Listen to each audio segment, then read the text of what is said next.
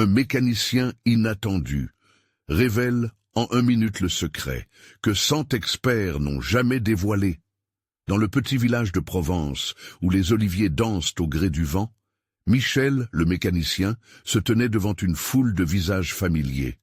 Les rires des enfants proviennent des manèges colorés et les mélodies des artistes se mêlent à l'odeur des grillades. Ce jour-là, tout pourrait changer. Alors que la crise économique plonge chacun dans l'incertitude, Michel, avec ses mains marquées par le travail, se tenait prêt à partager non pas des compétences techniques, mais une sagesse profonde transmise par son grand-père. En un instant, il sent cette énergie dans l'air, une tension palpable et une soif de réconciliation. Ces mots résonnent comme de la musique lorsqu'il s'adresse à l'Assemblée. Le véritable secret de notre résilience ne réside pas dans le savoir des experts, mais dans notre capacité à nous rassembler et à soutenir ceux qui nous entourent. À cet instant, des murmures parcourent la foule, certains se demandant si un simple mécanicien pourrait vraiment avoir la réponse à leur peur. Une vieille dame secoue la tête, un commerçant bien installé affiche un rictus méfiant, mais les regards de quelques jeunes brillent d'espoir. Michel, avec son regard chaleureux, commence à briser les murs de méfiance. Avant de continuer, je dois vous avertir de quelque chose d'important qui se passe. YouTube a fait des changements dans le système et beaucoup de personnes perdent les notifications des chaînes qu'elles suivent. Si vous aimez le contenu, cliquez sur la clochette et marquez toutes les notifications pour ne pas rater les prochaines vidéos. Et si vous pouvez laisser un like, ça m'aide énormément avec la portée. Sérieusement, ça fait la différence. Dites-moi dans les commentaires d'où vous regardez. J'ai toujours la curiosité de savoir qui est de l'autre côté de l'écran. Maintenant, continuons. Le souffle court, Michel partage ses propres luttes, ses sacrifices pour maintenir son atelier ouvert. Les visages se radoucissent, des larmes coulent même parmi ceux qui avaient perdu espoir. Nous avons tous nos histoires, nous sommes tous liés par ces expériences, poursuit-il. Le murmure des doutes s'estompe peu à peu, laissant place à des promesses de collaboration. Une femme timide lève la main, elle évoque une idée de soutien mutuel, et les autres acquiescent, un vent nouveau souffle dans le village. Mais les voix discordantes ne sont jamais bien loin. La tension monte quand certains s'interrogent sur l'équité de ce rassemblement. Des yeux s'illuminent de scepticisme. Michel reste fermement debout, un phare au milieu de cette tempête, expliquant que la force d'un village ne repose pas seulement sur la richesse de quelques-uns, mais sur la valeur de chaque individu. Ensemble, nous pouvons bâtir un avenir qui ne laisse personne de côté, clame-t-il, sa voix vibrante résonnant dans le cœur de l'Assemblée. Alors que les premiers gestes d'ouverture et d'empathie émergent, Michel ressent une alchimie, un frisson d'espoir partagé. Pourtant, l'angoisse plane tandis que certaines ombres creusent encore la méfiance dans cette communauté autrefois solidaire. Mais la discussion continue, fluide, bruyante, nourrie par la promesse d'un renouveau. Michel sait que même si son message ne pourra pas effacer tous les doutes, il a semé des graines dans leur esprit. À la clôture de son discours, chaque villageois se trouve là, le cœur battant, oscillant entre espoir et longs souvenirs d'inquiétude. Michel comprend que cette lutte pour unir son village ne fait que commencer. Son cœur est plein, et alors qu'il quitte la scène, une certitude s'installe. La prochaine réunion ne sera pas simplement un rassemblement, mais le début d'un chemin commun. Un chemin compliqué certes, mais essentiel pour la survie de ce village, où les histoires se tissent ensemble, où chaque voix compte. La lumière du soleil commençait à décliner, teintant le ciel d'un orange chaleureux, alors que Michel quittait la scène, le cœur encore palpitant de l'énergie fournie par le discours. Les murmures de l'Assemblée résonnaient dans sa tête, un mélange d'encouragement et de doute. Il déambulait le long des ruelles pavées, le bruit des rires d'enfants et le parfum des grillades l'entourant comme un cocon de familiarité. Cependant, il ne pouvait ignorer l'ombre des anxiétés persistantes qui planaient encore sur le village. Alors qu'il contournait un angle, il aperçut une silhouette familière. C'était Clara, la jeune femme timide qui avait proposé une idée de soutien mutuel. Elle était là, assise sur un banc, son regard perdu dans le vide. Michel s'approcha, curieux et inquiet. « Clara, qu'est-ce qui ne va pas ?» demanda-t-il avec douceur. Elle leva les yeux, ses yeux brillants trahissant une lutte intérieure. « Je crains que les gens ne soient pas prêts. Ils parlent de votre discours avec enthousiasme, mais je sens encore cette peur. Et si tout cela échouait ?» Michel s'assit à côté d'elle, touché par ces mots. « C'est normal d'avoir peur, Clara. Mais souviens-toi, chaque changement commence par une petite étincelle. Tu as posé une idée, et maintenant, il faut l'arroser de détermination. » Elle hocha la tête, mais le doute ne quittait pas son visage. « Et si les plus influents du village s'opposent à nous ?» Michel savait, à cet instant, qu'il devait raviver ce feu d'espoir. « Regarde autour de nous, chaque personne ici mérite une chance. C'est en étant unis que nous pourrons les convaincre. » Clara réfléchissait, ses pensées visiblement tourbillonnantes. Elle savait que Michel avait raison, mais la peur de l'échec tramait des fils invisibles autour de son âme. Le lendemain, Michel recensa tous les villageois cherchant à établir un plan qui pourrait transformer leur désir d'unité en action. En scrutant les visages, il ressentait une tension persistante au sein de la foule. Certains demeuraient sceptiques, tandis que d'autres, comme Clara, suscitaient une petite lueur d'espoir. Lors de la réunion, Michel proposa une initiative inédite, une journée de solidarité. Le but, échanger des compétences, aider ceux qui étaient en difficulté, et surtout, tendre la main à ceux qui avaient des doutes. Les murmures de désapprobation se mêlèrent aux rires hésitants, mais peu à peu, un regain d'enthousiasme commença à poindre. « Imaginez », continua Michel, un sourire contagieux se dessinant sur son visage. « Vous avez des talents. Que diriez-vous de les partager? Ensemble, nous pourrions peut-être réparer des clôtures, cuisiner des repas et apprendre nos métiers respectifs. » La lumière dans les yeux des jeunes, et même des plus âgés, commença à briller. Mais au fond de lui, Michel savait que ce n'était que le début. Les discussions animées prenaient forme, et la fatigue étreignait son cœur. Mais il sentait aussi, intensément, que la communauté était à l'aube de quelque chose de plus grand.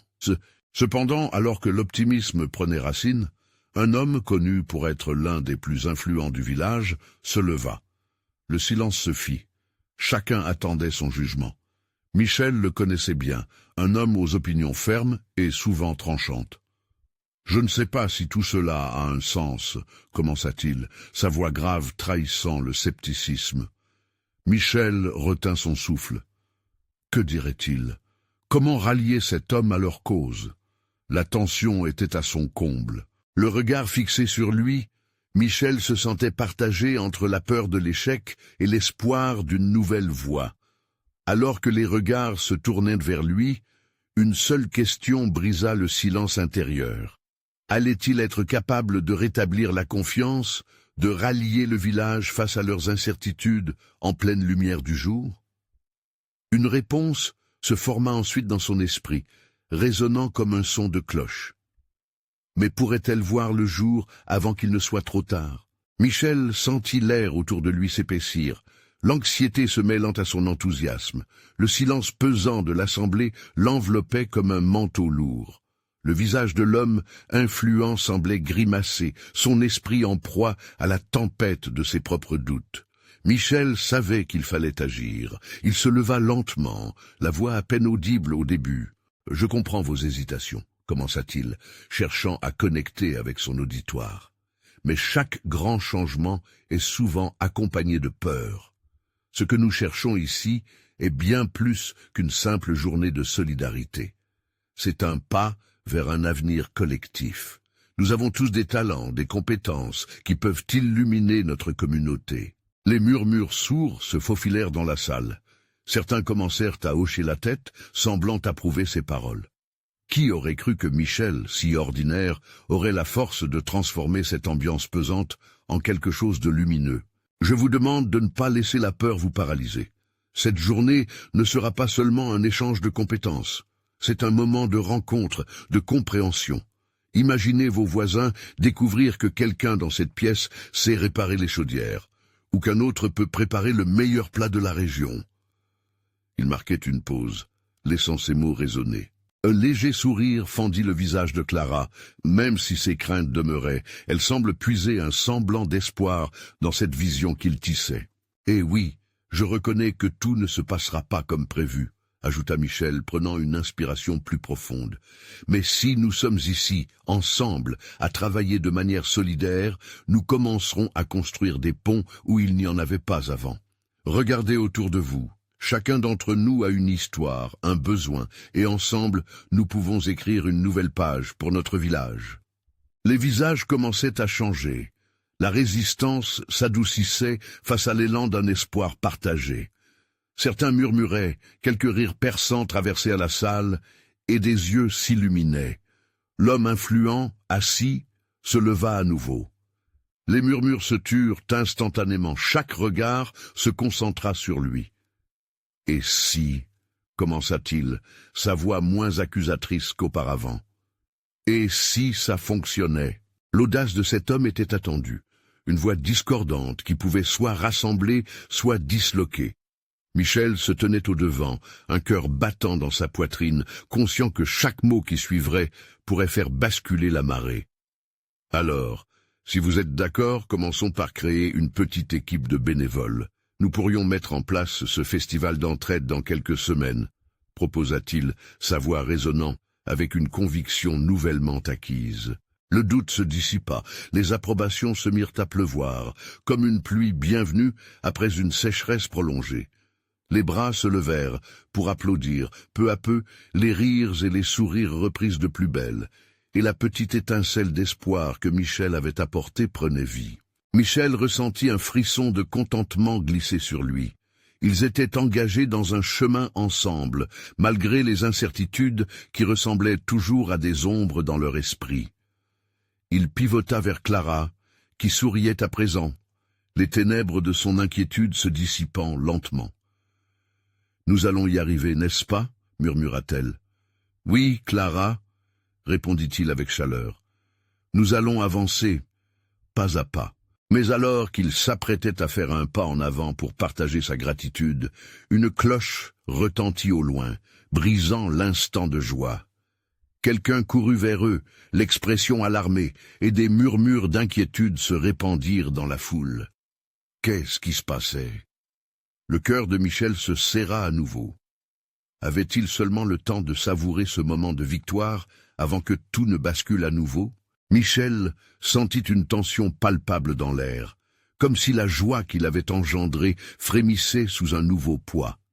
Il tourna son regard vers l'homme qui courait, une lueur de panique dans ses yeux. Les membres de l'assemblée retinrent leur souffle, et une atmosphère de crainte remplaça le bonheur tout juste né. « Qu'est-ce qui se passe ?» demanda le leader de la réunion, brisé dans son élan. L'homme haletant parvint enfin à prononcer quelques mots. « C'est un incident, près de l'école. Un arbre s'est effondré, certains enfants. » Il s'interrompit, visiblement désemparé. Le visage de Clara se blêmit, et Michel sentit son cœur se serrer. Cette journée, qui aurait dû être marquée par l'espoir et la reconstruction, prenait une tournure sombre et tragique. Des pensées tourbillonnèrent dans son esprit, alors qu'il réalisait que les efforts qu'ils allaient entreprendre prendraient une autre dimension. « Allons-y !»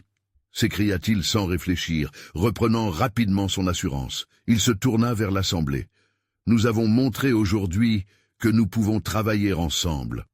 Continuons à le faire, mais en aidant aussi ceux qui en ont besoin maintenant. » Les murmures de crainte se transformèrent en cris de détermination. Michel observait la solidarité s'installer parmi les membres de la communauté.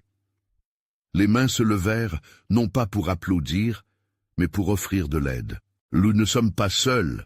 Prenons des outils, allons-y ensemble », lança une voisine inspirant les autres. Alors que l'assemblée se dispersait, des groupes se formaient, armés de pelles, de cordes et de seaux. Michel se fraya un chemin à travers la foule à la recherche de Clara. Lorsqu'il la trouva, il lui prit la main. « Tu es prête ?» demanda-t-il, ses yeux fixés dans les siens. Elle hocha la tête, une lueur de détermination traversant son regard. « Nous sommes une communauté, Michel. Ils ont besoin de nous. » Ensemble, ils se joignirent à un groupe qui se dirigeait déjà vers l'école. Le chemin était parsemé de débris, mais chaque pas qu'il prenait était rempli d'un sens nouveau. L'idée d'un festival d'entraide devenait une réalité, un élan de solidarité se formant autour d'eux, et dans les moments de crise, la force de la communauté devenait éclatante. À l'arrivée, la scène était chaotique. Des parents s'agitaient autour des enfants qui étaient en sécurité mais visiblement choqués. Un arbre massif bloquait l'entrée de l'école et des branches jonchaient le sol. Michel pouvait sentir l'adrénaline pulser dans ses veines. L'élan qu'il avait tenté de créer quelques instants auparavant prenait un sens plus profond. « On doit dégager cet arbre !» cria un homme, son visage marqué par la poussière et l'inquiétude. Michel, galvanisé, s'approcha. Cela semblait une montagne à déplacer, mais il savait qu'avec l'aide de chacun, il pouvait surmonter cet obstacle, non seulement pour aider un groupe d'enfants, mais pour symboliser l'unité d'une communauté qui ne reculerait jamais face à l'adversité. Alors qu'ils se lançaient tous dans la tâche, Michel réalisa que le festival qu'il avait en tête venait de devenir quelque chose de plus. Cela ne serait pas qu'un jour de loisir, mais un symbole vivant de leur résilience et de leur capacité à se soutenir les uns les autres dans les moments difficiles. À mesure que les bras se levaient pour pousser, une complicité se créait entre les membres de la communauté, une complicité qu'aucun mot ne pourrait jamais vraiment décrire. « Cela ne fait que commencer, n'est-ce pas ?» murmura Clara, sa voix presque perdue dans le tumulte. Michel lui sourit, sachant parfaitement qu'ils avaient touché quelque chose de puissant, quelque chose qui prendrait bien plus de temps à se développer. « Non, Clara, nous écrirons ensemble une nouvelle histoire. » Alors que l'arbre commençait enfin à bouger, la question demeurait: que mettrait-il en place après ça pour que la solidarité devienne une habitude, un hymne à leur communauté? Quelles autres épreuves attendent-ils au détour du chemin? Michel s'efforçait de garder son esprit clair, mais le chaos ambiant menait son cœur à battre plus vite. L'arbre, lourd de branches brisées, était enfin en mouvement, entraînant avec lui des cris d'encouragement et de peur. Chaque membre de la communauté poussait de toutes ses forces, unis dans une même quête, sauver les enfants et restaurer leur école. Le sol vibrait sous le poids de l'effort collectif.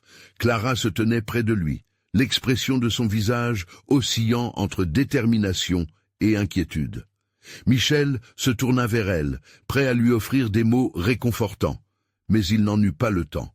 Dans un fracas soudain, l'arbre céda, se déplaçant lentement, révélant peu à peu le chemin vers l'école. Un soupir de soulagement s'échappa des lèvres de celui qui poussait en tête. Michel se redressa, transporté par un nouvel élan d'optimisme. « C'est ça, continuons !» s'écria-t-il. L'effort partagé renforçait le lien entre ces hommes et ces femmes, qui, quelques semaines auparavant, se croisent sans vraiment se connaître. Désormais, ils agissaient en un seul cœur et une seule âme. Michel vit des visages familiers parmi les parents qui attendaient, les yeux rivés sur l'endroit où se trouvaient leurs enfants. Les larmes aux yeux, ils riaient, finalement, non pas de joie, mais d'un soulagement palpable. C'était un mélange d'espoir et de gratitude envers ceux qui avaient agi si rapidement. Lorsqu'un dernier cri retentit, les enfants furent enfin visibles, tendus mais en sécurité, accrochés à leurs camarades. Michel les aperçut, le cœur soulagé jusqu'à cette toux rauque qu'il ressentait à l'arrière de sa gorge. « Vous allez bien ?» demanda-t-il, à genoux devant un petit groupe d'enfants, l'inquiétude se mêlant à la chaleur de son sourire. « Oui, oui !» répliquèrent-ils en chœur, leurs yeux écarquillés par l'étonnement et la peur. À cet instant, Michel comprit que leur acte ne se limita pas à dégager un arbre. Il avait redonné voix et courage à une communauté qui, au-delà de la catastrophe, vivait réellement une rencontre vitale et salvatrice. Il se redressa et embrassa le regard de Clara. « Nous avons fait cela ensemble », lui dit-il, conscient qu'ils avaient franchi une étape, une transformation qui allait bien au-delà de ce moment. Le chaos touchait à sa fin, mais les questions restaient. Quelle suite donner à cet élan? Comment continuer à bâtir sur cette magie? Alors qu'un frisson de peur l'envahissait, Michel se rappela sa promesse d'organiser un festival. Ce qui avait mal commencé pouvait encore se transformer en une belle leçon de vie. Alors que chacun commençait à se disperser, Michel leva une main pour attirer l'attention de tous. « On ne va pas y mettre un terme ici », s'écria-t-il. « Ce qu'on a fait aujourd'hui, c'est le début de quelque chose de grand. On a aidé nos enfants, mais cette communauté doit tenir. Proposons des événements ensemble. » Les murmures d'approbation se multiplièrent, mais ils savaient qu'ils devaient maintenant approfondir cette réflexion. Il fallait trouver des moyens de lier leurs forces, d'ancrer cette sororité face aux tempêtes. Tandis que le soleil se couchait lentement à l'horizon, laissant une couleur dorée sur les visages fatigués mais heureux, une idée germa dans l'esprit de Michel. Et si on commençait par une collecte de fonds pour reconstruire l'école? Faisons-le. Je sais que nous pouvons. Les applaudissements résonnèrent, alors qu'un sentiment de détermination se répandait. Mais dans la foule, une silhouette familière attira l'attention de Michel. C'était l'homme du début, celui qui avait annoncé la fatalité. Kevin, l'homme au visage épuisé, marchait lentement vers lui, l'air incertain. Michel se demanda que pourrait-il encore leur révéler. Quelles autres épreuves pourraient surgir après cette démonstration de force collective? « Michel !» murmura Kevin, le regard lourd. « Je crois qu'il y en a un autre arbre, tout près de la route. » La tension revenait, et avec, une fois de plus, une question inquiétante. Leurs efforts seraient-ils suffisants pour surmonter encore ce nouveau défi? La panique a rapidement envahi l'esprit de Michel. Un autre arbre. Ce mot résonnait comme une alarme dans son cœur. Le souvenir des cris d'effroi des enfants refit surface, son instinct le poussant à agir. L'énergie collective qu'il venait de créer ne pouvait pas se dissiper si rapidement. « Où est-il exactement ?» demanda Michel, sa voix ferme mais la panique dans les yeux. Kevin indiqua une direction vers la route avec un geste tremblant. Les autres, intrigués par cet échange, commencèrent à s'agiter, murmurant des mots d'inquiétude. La solidarité qu'ils avaient cultivée se heurtait maintenant à une nouvelle menace. « Tous ensemble, allons voir !» dit Clara, son regard plein de détermination. Elle se dirigea vers la route, les autres la suivant comme un flot de courage et d'espoir. Michel se glissa à ses côtés, son cœur battant la chamade, se demandant ce qu'ils allaient trouver. À mesure qu'ils approchaient, le bruit du vent dans les branches semblait murmurer des avertissements. La peur s'insinuait lentement dans leurs esprits, mais la résolution de protéger les enfants les poussait en avant. Quand ils atteignirent l'arbre, Michel sentit un frisson d'angoisse parcourir son échine. Cet arbre, déjà incliné, menaçait de tomber sur la route.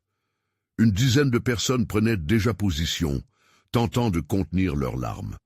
Les enfants n'avaient pas besoin de revivre ce calvaire. « Nous avons réussi une fois, nous pouvons le faire encore », murmura Michel à Clara, cherchant à apaiser la tourmente qui s'installait. Tous resserrèrent les rangs, leurs mains se claquant avec une intensité renouvelée. Unis à nouveau, ils entamaient une nouvelle bataille. « Rassemblons nos forces, on pousse !» s'écria l'un des voisins, et les membres de la communauté se replièrent, les yeux fixés sur ce défi. Chacun scella son regard avec celui du voisin, muet par une volonté de faire, déterminés à protéger ceux qu'ils aimaient. Leurs muscles se contractaient sous l'effort, et cette fois, la dynamique était différente. Il n'y avait plus de cris, juste une synchronicité dans les mouvements, comme si tous s'étaient engagés à répondre à un appel commun. Dans cet instant, même les petits enfants, bien que terrifiés, se mirent à pousser avec une force insoupçonnée. Ils étaient le rappel constant de l'importance de leur tâche. Michel ressentait les battements de son cœur, presque en accord avec ceux de ses voisins. Et alors qu'il intensifiait son effort, il aperçut Clara, concentrée, sa détermination illuminant son visage. Ce sentiment de connexion, plus fort que toute peur, les unissait tous dans la lutte. Finalement, après ce qui sembla être une éternité, l'arbre céda. Un bruit sec retentit alors qu'il se déplaçait enfin de la route, découvrant à nouveau un chemin sûr. Les cris de soulagement fusèrent, mais Michel ne pouvait pas se permettre de se relâcher. Ce n'était pas seulement une victoire sur cet obstacle, mais un pas vers la préservation de leur communauté. Alors que la poussière retombait autour d'eux et que le soleil illuminait leurs visages fatigués mais heureux, une résolution commune naquit. L'alliance qu'ils avaient construite ne devait pas s'arrêter là.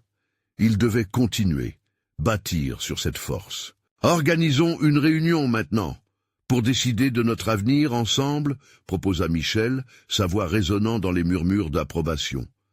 Mais une question troublante persistait dans son esprit. Jusqu'où pourrait-il aller pour protéger cette unité fragile? La communauté, liée par cette expérience tragique, était-elle prête à affronter d'autres défis? Le temps viendrait où ils auraient besoin d'explorer ensemble cette énergie nouvellement trouvée, unissant leurs espoirs et leurs peurs. Alors que les derniers rayons du soleil disparaissaient, Michel sentit un frisson d'excitation dans son ventre. Il devait être vigilant, car une nouvelle tempête était peut-être en route. Prêt à défendre ce qu'ils avaient construit, il savait que l'heure de vérité approchait. Des murmures d'approbation résonnaient autour de Michel alors qu'il se tenait devant la communauté, leurs visages lumineux d'espoir, bien que fatigués. À cet instant, ils savaient que quelque chose avait changé. Leurs efforts avaient non seulement protégé les enfants, mais avaient également créé un lien indéfectible entre eux. Pourtant, la question de la pérennité de cette unité le hantait. « À quoi devons-nous nous préparer maintenant ?» interrogea une voix provenant de l'arrière du groupe. C'était Émilie, une mère protectrice, dont les yeux trahissaient une anxiété grandissante. Michel la regarda, reconnaissant l'inquiétude qu'il partageait. « Nous devons être prêts à affronter tout ce qui pourrait arriver, » répondit-il. « Cette journée prouve que nous sommes plus forts ensemble. Mais il nous faut organiser nos forces. » Clara, à ses côtés, acquiesça vigoureusement. « Commençons par l'essentiel. Nous devons établir un plan d'urgence. Que ferons-nous en cas de nouvelles tempêtes ou d'autres incidents ?» Le groupe se mit en mouvement, chacun proposant des idées, chacun partageant ses pensées. Des propositions fusaient, de la création d'une cellule de veille aux réunions régulières pour discuter des préoccupations de chacun. Chaque voix, chaque opinion était reçue avec respect, témoignant de l'énergie constructive qui imprégnait cette assemblée improvisée. Alors que l'obscurité enveloppait peu à peu le village, une lumière apparut dans les yeux de Michel. Il se souvint d'une phrase que son grand-père lui disait « Chaque tempête, même la plus noire, a sa fin. Ce qui compte, c'est la volonté de se relever. » Une fois les idées rassemblées, Michel proposa de se rencontrer une nouvelle fois dans quelques jours pour évaluer les progrès. L'idée fédératrice était d'instaurer un sentiment d'espoir permanent, une culture de solidarité. « Engendrons l'espérance », affirma Michel, souriant. Mais au fond de lui, une inquiétude persistait. Choisir et organiser des actions était une chose, mais quelles seraient les conséquences de cette nouvelle force? Leur unité pouvait-elle les maintenir solides face à des menaces plus sournoises? Alors que chacun commençait à se disperser, il aperçut Clara, encore là, observant l'horizon. Elle semblait préoccupée, les sourcils froncés. Michel s'approcha d'elle. « Tu penses à quoi ?» demanda-t-il doucement. « À l'avenir, » répondit-elle, les yeux fixés sur la route sombre, et à ce qui se profile au loin. Sa voix trahissait une certaine angoisse. Quelque chose me dit que ce n'est que le début. Michel avait également ce sentiment. Ce n'était pas juste l'arbre tombé qui les menaçait, mais tout un écosystème d'incertitude qui le faisait frémir. Qu'était-ce que cette tempête qui, comme un murmure au loin, ne semblait pas totalement écartée? Qu'est-ce que nous devrions faire si nous devons affronter cela, Clara? Il attendait une réponse, un signe qui pourrait les guider sur cette nouvelle voie. Elle se tourna vers lui, déterminée.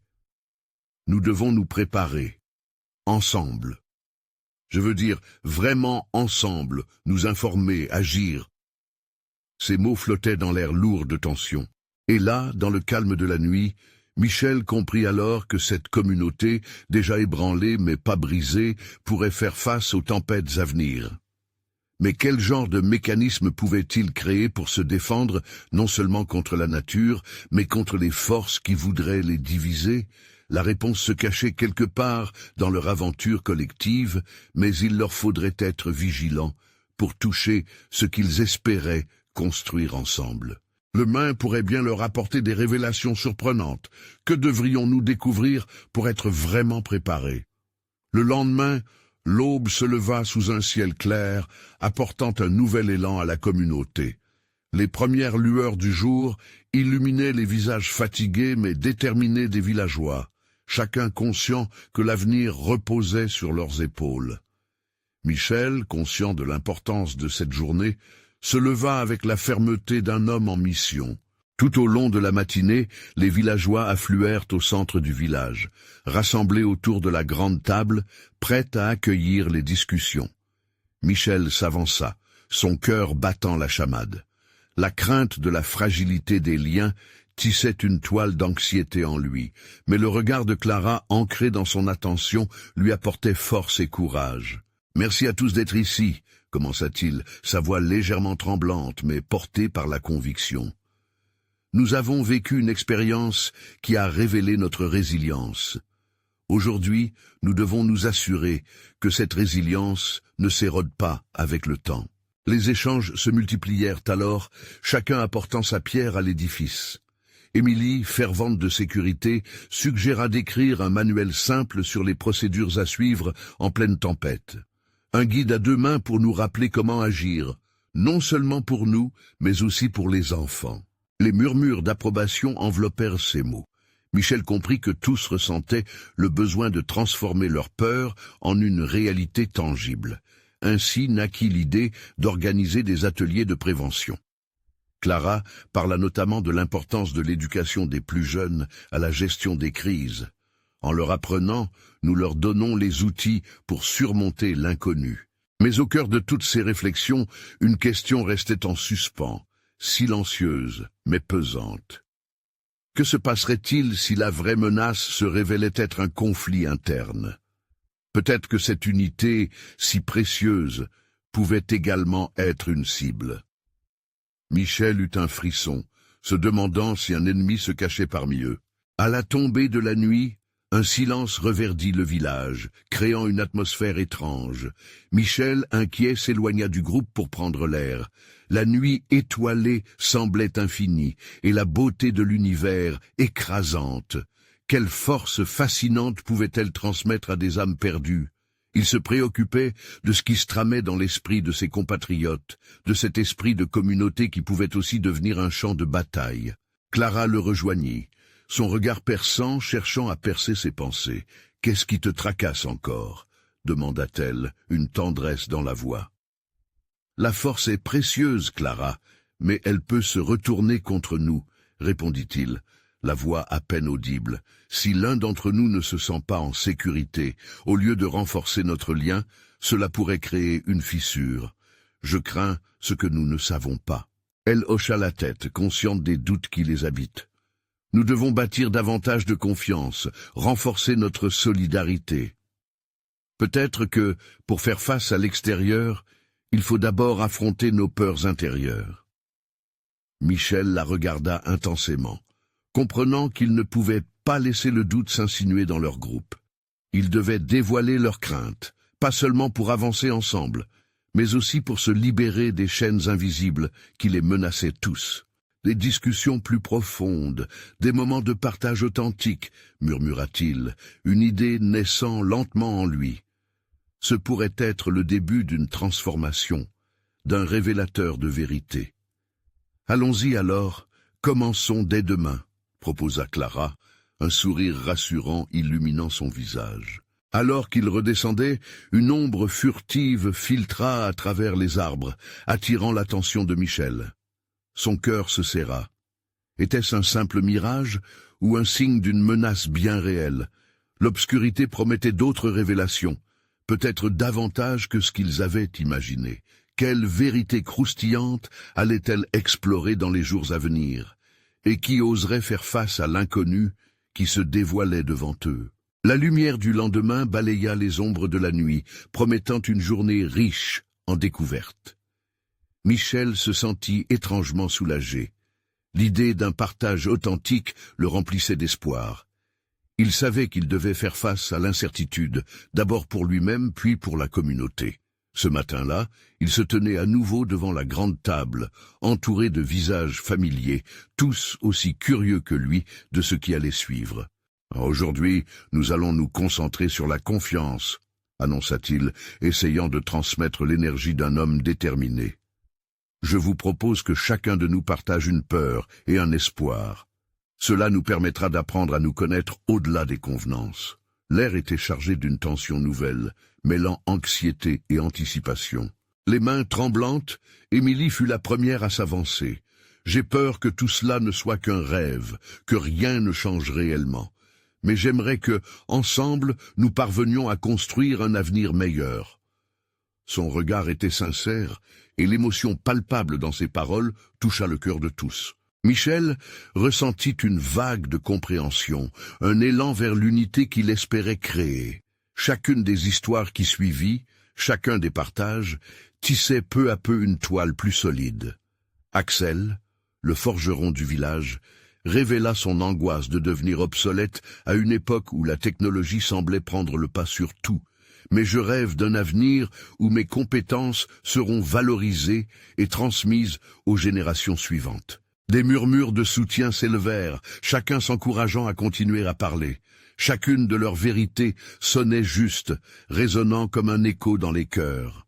Au fur et à mesure que les histoires s'enchaînaient, quelque chose d'irréel se produisait. Michel voyait les visages d'hier, marqués par l'angoisse, se transformer.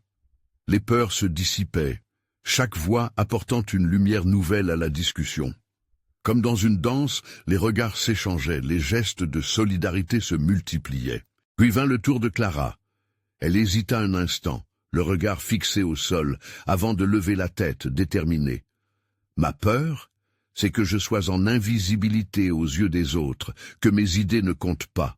Mais j'espère sincèrement que nous pourrons bâtir quelque chose ensemble, qui ne dépend pas des individualités, mais de notre force collective. » Ces mots résonnèrent vivement, et cela raviva le petit groupe de villageois. À ce moment, une atmosphère palpable naquit autour d'eux. Michel réalisa que cette communion, ce partage d'émotions brutes, ne serait pas seulement un moyen de surmonter leurs peurs individuelles, mais un véritable ciment pour l'avenir. Ensemble, ils étaient à la fois vulnérables et puissants. L'obscurité qui les avait jusqu'ici empêchés d'agir s'éclaircissait au fur et à mesure qu'ils avançaient. Ils comprenaient maintenant que leur vrai ennemi n'étaient pas ceux qui pourraient arriver de l'extérieur, mais la méfiance et le scepticisme qui, s'ils n'étaient pas confrontés, pourraient détruire l'unité qu'ils venaient de bâtir. Mais alors que le groupe semblait enfin avoir trouvé une voie, un fait inattendu surgit dans l'air chargé d'émotions. Au bord du village, une silhouette familière émergea des arbres. Michel plissa les yeux, son cœur s'accéléra. C'était le destin que lui, Axel et Clara avaient craint de voir se réaliser. Qui était cette personne qui s'approchait et que voulait-elle? À mesure qu'elle se rapprochait, l'angoisse monta en Michel. Était-ce un ami ou un ennemi? Qu'était-ce que cette apparition inattendue allait déclencher pour leur communauté? Les réponses semblent désormais loin, bien au-delà de leur peur. Quelle vérité allait-elle délivrer et quel secret allait être dévoilé? Michel frémit à l'approche de la silhouette. C'était Émilien, le distant cousin de certains villageois, connu pour ses idées controversées. L'expression sur son visage oscillait entre le défi et l'inquiétude. La nervosité gagna la foule, chaque regard inquiet se tournant vers lui. « Qu'est-ce que tu fais ici ?» hurla un villageois, la méfiance dans la voix.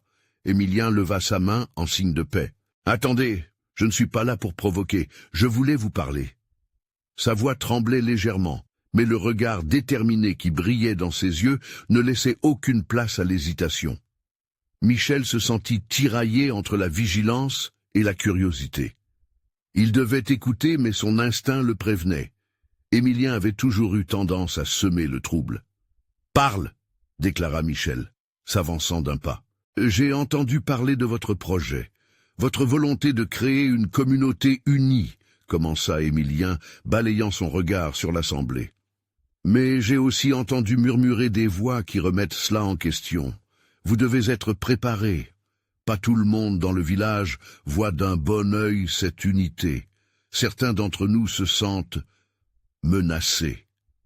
Des murmures d'accord corrélèrent au message. Michel comprit que certaines craintes qui pesaient sur son âme n'étaient pas uniquement les siennes. « Qu'est-ce que tu sais exactement ?» demanda Clara, se fendant à travers la foule pour se placer près de Michel. « Il y a des gens qui craignent votre croissance. Ils ne veulent pas que vous deveniez une force qui les dépasse. La peur de l'inconnu peut transformer des alliés en ennemis, » révéla Émilien, sa voix tremblante mais lucide. Michel sentit son estomac se nouer.